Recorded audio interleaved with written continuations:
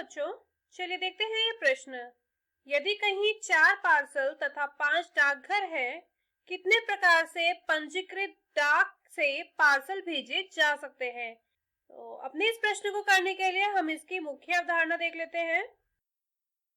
देखिए, यहाँ पे प्रश्न में पहले आपको ये समझना जरूरी है कि यहाँ पे पुनरावृत्ति संभव है या नहीं।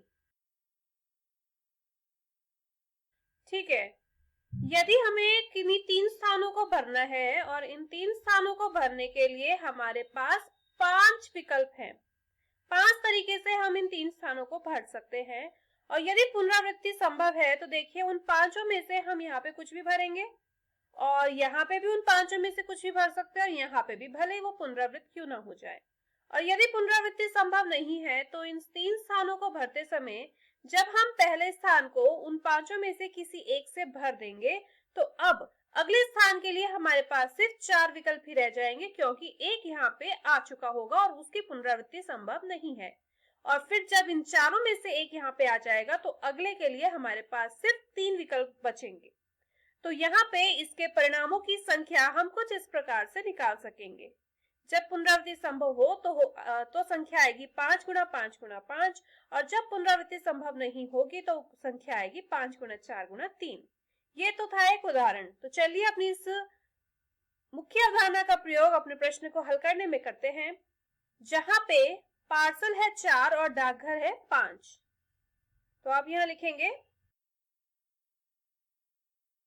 पार्सल की संख्या बराबर 4 और डाकघर की संख्या बराबर 5। कितने प्रकार से पंजीकृत डाक से पार्सल भेजे जा सकते हैं? डाक से पार्सल भेजे जा सकते हैं ना।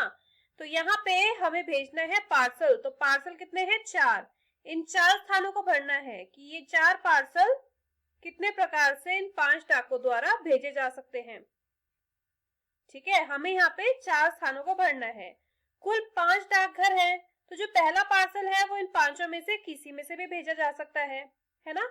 और फिर दूसरा पार्सल भी उन 5 में से किसी में भी भेजा जा सकता है। ऐसा तो नहीं है अगर एक डाकघर में ये वाला पार्सल चला गया तो ये वाला नहीं जाएगा, ऐसा नहीं हो सकता ना। यहाँ पे पुनरावृत्ति संभव है और जब पुनरावृत्ति संभव हो तो हम उस संख्या को बार बार वहां पे भर सकते हैं। तो इसमें पंजीकृत डाक से पार्सल भेजे जाने की कुल संख्या बराबर होगी 5 गुणा 5 गुणा 5 गुणा 5 के। ये बराबर आएगा 625 के। मतलब 625 प्रकार से ये पार्सल भेजे जा सकते हैं। यही हमारा उत्तर है। मैं आशा करती हूँ इस मुख्य अवधारणा की मदद से आपको इस प्रश्न का हल समझ आया होगा। धन्यवाद।